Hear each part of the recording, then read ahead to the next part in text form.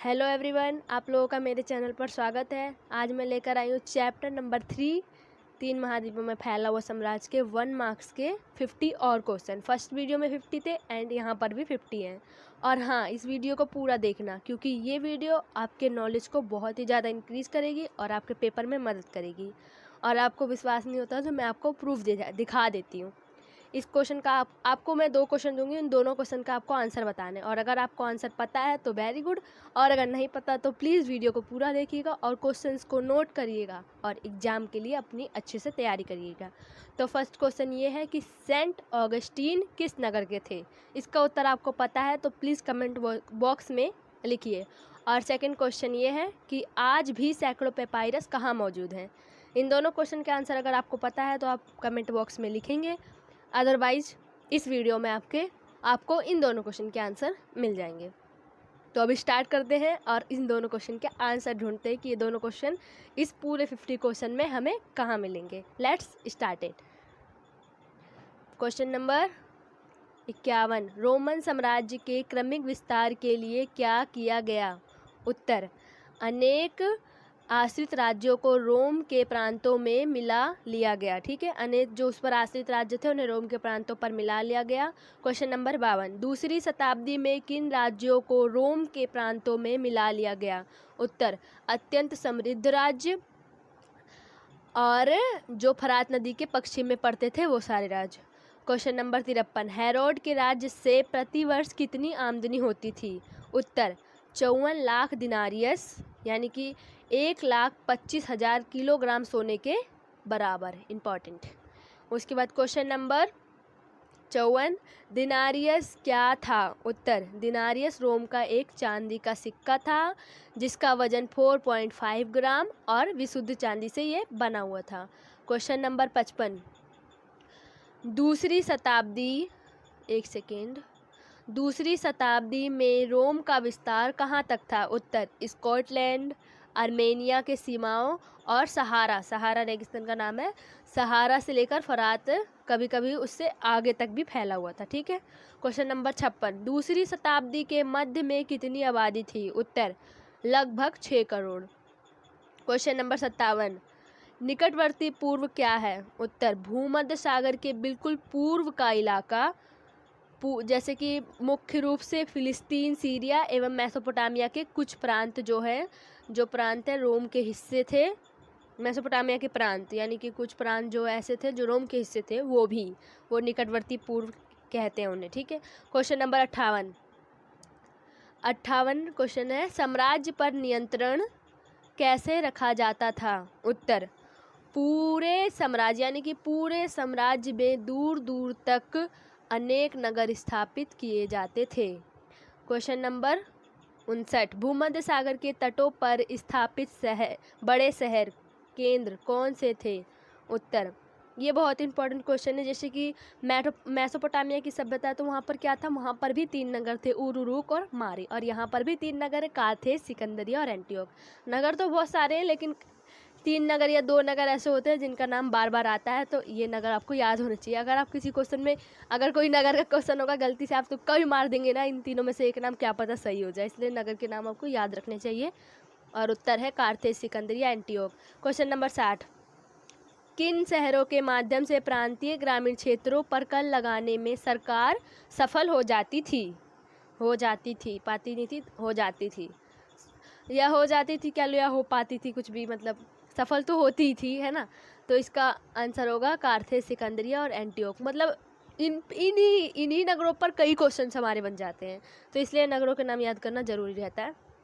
Question number 61, Roman साम्राज्य का कर वसूली एवं प्रशासन के कार्य में कौन मदद करते थे। उत्तर, स्थानीय उच्च वर्ग। क्वेश्चन नंबर 62, कुलीन वर्ग कौन था। दूसरी शताब्दियों के दौरान प्रशासक, सैनिक अफसर उच्च प्रांतीय वर्गों से होते थे जिससे एक नया वर्ग बना। ये सारे थे सैनिक अफसर और उच्च प्रांतीय वर्गों से एक नया वर्ग बना था, वो कुलीन वर्ग था। क्वेश्चन नंबर 63, सेनेट सदस्यों की तुलना में कुलीन वर्ग क्यों ताकतवर था। क्योंकि उसे सम्राटों का समर्थन प्राप्त था। उत्तर हो गया। क्वेश्चन नंबर 64, किस सम्राट ने कुलीन वर्ग को कुलीन है यहाँ पर, कालीन नहीं है। किस सम्राट ने कुलीन वर्ग को मजबूत बनाया? उत्तर गैलिनस। 253 से 68 यानी 268 तक इसका शासन था। क्वेश्चन नंबर 65, सम्राट गैलिनस ने कैसे कुलीन वर्ग को मजबूत बनाया? उत्तर सेना में सेवा करने एवं इस तक पहुंच रखने पर सेनेटरों से पाबंदी, यानी कि सेना में सेवा करते थे और यहाँ तक पहुँच रखने के लिए जो सेनेटर होते थे उन पर पाबंदी रहती थी। क्वेश्चन नंबर 66, साम्राज्य में आर्थिक व राजनीतिक दृष्टि से किसका पतन हुआ? उत्तर इटली का। क्वेश्चन नंबर 67, भूमध्य सागर की तुलना में अधिक समृद्ध व शहरीकृत भाग कौन से थे?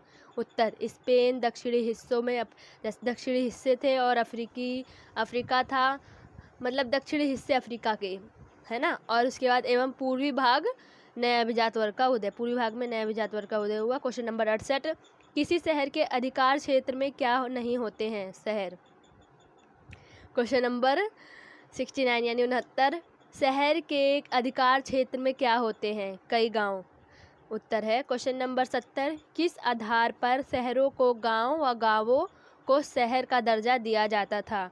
शाही अनुकंपा एवं नाराजगी के आधार पर।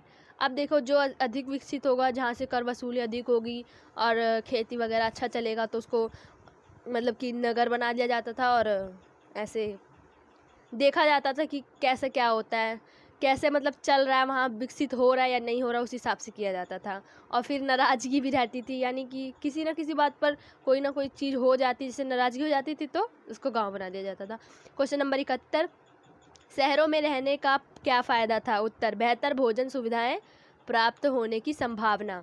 क्वेश्चन नंबर 72, रोम के शहरी जीवन की खास विशेषता क्या थी? सार्वजनिक स्नानगृह।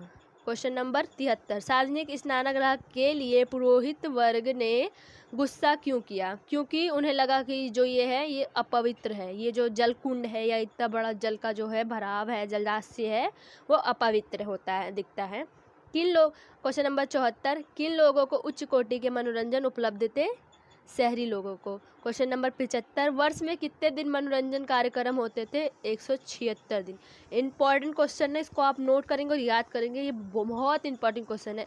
अगर एग्जाम में आ गया तो आप पछताएंगे कि आपने नोट क्यों नहीं करा और याद क्यों नहीं करा, इसलिए प्लीज़ नोट करिए और इसको याद करिए। क्वेश्चन नंबर 76, पहली एवं दूसरी शताब्दियाँ किसका प्रतीक थी? शांति, समृद्धि और आर्थिक विस्तार का। क्वेश्चन नंबर 77, तीसरी शताब्दी कौन से बड़े संकेत लेकर आई? आंतरिक तनाव। क्वेश्चन नंबर 78, 225 ईस्वी में ईरान में कौन सा नया वंश आया? ससानी वंश। क्वेश्चन नंबर 79, यह वंश कितने वर्षों में तेजी से फरात की दिशा में फैला? 15 वर्षों में। 15 वर्षों में। क्वेश्चन नंबर 80, किसने दावा किया कि उसने रोमन सेना का सफाया कर दिया? सापुर प्रथम ने, यानी कि जो सापुर था उसने ये कहा था, एक बॉक्स में शायद आपको चैप्टर में मिलेगा भी, मुझे ध्यान नहीं आ रहा, पर चैप्टर में ही है। उसने ये कहा था कि मैंने बहुत सारे रोमन सेना का, मतलब लिखा भी है, देखिए नीचे वाले क्वेश्चन में, 60,000 सैनिकों का सफाया कर दिया, उन्हें मार दिया और एक राजधानी थी ये रोम की पूर्वी राजधानी एंटियोक पर कब्जा कर लिया। अब देखिए, मतलब मुझे कुछ समझाने की जरूरत नहीं, क्योंकि मैंने उसी को क्वेश्चन बना दिया, तो मैं सिर्फ क्वेश्चन बोलती जाऊँ और आंसर बोलती जाऊँ, आपको समझ में आ जाएगा। ये क्वेरी नहीं होनी चाहिए कि आपने नहीं समझाया, और अगर हुई भी तो मैं और अच्छे से आपको डिटेल करके समझाऊंगी। मैं इसलिए नहीं समझाती, अगर आप लोग को स्क्रीन पे 10 मिनट से 11 मिनट से भी ऊपर वीडियो दिखती है तो आप लोग क्लिक ही नहीं करते हैं, तो ऐसा नहीं करना, इसलिए मैं थोड़ी वीडियो एक्सप्लेन नहीं करती हूँ। वैसे भी अगर मैं 1 मार्क्स में एक्सप्लेन करूँगी तो फिर 3 मार्क्स और 8 मार्क्स में कितना एक्सप्लेन करना पड़ेगा, तो वीडियो बहुत बड़ी हो जाएगी, इसलिए इसमें एक्सप्लेन करने वाला कुछ भी नहीं है। क्वेश्चन नंबर 81, सापुर कौन था तथा कितने सैनिकों का सफाया किया? तो सापुर ईरान का शासक था, उसने 60,000 सैनिकों का सफाया किया। क्वेश्चन नंबर 82, रोम साम्राज्य की पूर्वी राजधानी क्या थी? एंटियोक। क्वेश्चन नंबर 83, जर्मन मूल की जनजातियाँ कौन थी? तो ये भी इंपॉर्टेंट है, अल्मनाई, फ्रैंक, गोथ। क्वेश्चन नंबर 84, तीसरे शताब्दी में कितने सम्राट आए? उत्तर 25 सम्राट। क्वेश्चन नंबर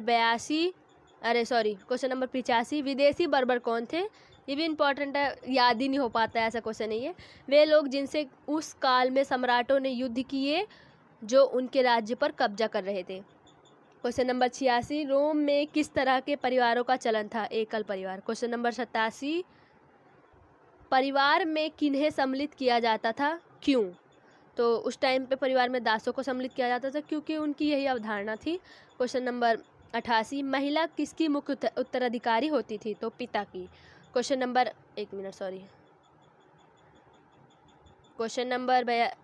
89, पुरुषों के विवाह की आयु क्या थी? तो 28 से 32। ये भी इंपॉर्टेंट क्वेश्चन है, जैसे कि एग्जाम में 5 नंबर में आपका पैराग्राफ का क्वेश्चन आएगा, तो एक पैराग्राफ दिया रहेगा, क्योंकि ये जो क्वेश्चन है ना वो पैराग्राफ में से बना है कि कितना था, ये आ सकता है आपके एग्जाम में, तो आपको आयु पता होना चाहिए। और महिलाओं के विवाह की आयु क्वेश्चन नंबर 90 है, तो उत्तर हो जाएगा 16 से 23 वर्ष। प्रश्न नंबर 91, विवाह किसके द्वारा नियोजित होते थे? तो परिवार द्वारा। क्वेश्चन नंबर 92, बिशप ऑगस्टीन आ गया आपका क्वेश्चन, बस अभी आने ही वाला है, वो 2 क्वेश्चन के आंसर आपको बस यहीं मिलेंगे इन्हीं 10 क्वेश्चन में, 91 से 100 तक। तो बिशप ऑगस्टीन अपना अधिकांश जीवन कहाँ बिताया? उत्तरी अफ्रीका। क्वेश्चन नंबर 93, बच्चों पर कानूनी नियंत्रण किसका होता था, मतलब किसका होता था? तो उत्तर ये मतलब कि आंसर यहाँ पर आ गया गलती से, तो किसका होता था? तो पिता का। क्वेश्चन नंबर 94, पिता बच्चों को मारने के लिए क्या करते थे? तो ठंड में उन्हें छोड़ देते थे। क्वेश्चन नंबर 95, पोम्पेई नगर पर ज्वालामुखी फटने से दफन हो गया, यानी कब दफन हुआ था? तो 79 ईस्वी में दफन हुआ था। और उसके बाद क्वेश्चन नंबर 96, काम चलाओ साक्षरता से क्या अभिप्राय है? यानी कि पढ़ने लिखने का दैनिक प्रयोग प्रायः छोटे छोटे संदेशों में। बहुत ही काम चलाओ यानी नॉर्मली, जैसे कि अभी हमारे में देखा जाए भारत में तो कैसा है, बस एक साइन कर देना और कोई वर्ष निर्धारण है, उतने वर्ष का होना और बस साइन करना आना चाहिए, तो वही साक्षरता है। उसके बाद क्वेश्चन नंबर 97, सेंट ऑगस्टीन किस नगर के बिशप थे? ये आ गया आपका क्वेश्चन और ये रहा इसका आंसर, हिप्पो, जो कि अफ्रीका में है। क्वेश्चन नंबर 98, बिशपों की ईसाई समुदाय में क्या भूमिका थी? उत्तर हो जाएगा आपका बौद्धिक इतिहास में ऊंचा स्थान था, अत्यधिक महत्वपूर्ण, ताकतवर थे ये लोग। क्वेश्चन नंबर 99, आज भी सैकड़ों पेपायरस कहाँ बचे हुए हैं? ये रहा आपका उत्तर, मिस्र में। क्वेश्चन नंबर 100 और आज का लास्ट क्वेश्चन, साक्षरता किन वर्गों में अधिक व्यापक थी? उत्तर सैनिकों, फौजी अफसरों और संपदा प्रबंधक। ये 100 ही क्वेश्चन मैंने आपको प्रोवाइड किया, मैं 10 क्वेश्चन आपको और दे सकती हूँ अगर आपने मेरी वीडियो को लाइक किया, चैनल को सब्सक्राइब किया और कमेंट में लिखा, तो 100% आपको समझ लीजिए, आपको या अगले दिन ही या 24 घंटे के अंदर अंदर आपको इसके 10 क्वेश्चन और मिलेंगे। तो thank you for watching my video and channel को ज़रूर सब्सक्राइब करिएगा, क्योंकि मैं ऐसी ही और भी वीडियो बनाने वाली हूँ। आपको मैं सपोर्ट मटेरियल के भी क्वेश्चंस और आंसर दूंगी और मोस्ट इंपॉर्टेंट क्वेश्चन बताऊंगी हर चैप्टर के, 5 या 4 जैसे जैसे क्वेश्चन होंगे, बड़े क्वेश्चन बताऊंगी, यानी 8 मार्क्स के भी क्वेश्चन बताऊंगी कि कौन से ज़्यादा इंपॉर्टेंट है। एक्सपीरियंस के तौर पर कह सकते हैं कि मैं आपको बता दूंगी कौन सा ज़्यादा इंपॉर्टेंट क्वेश्चन है। तो आपको वीडियो देखते रहना है और सारे नोटिफिकेशन देखिए, आपको हर वीडियो में कुछ ना कुछ इंपॉर्टेंट नज़र आएगा। तो थैंक्स फॉर वॉचिंग वीडियो।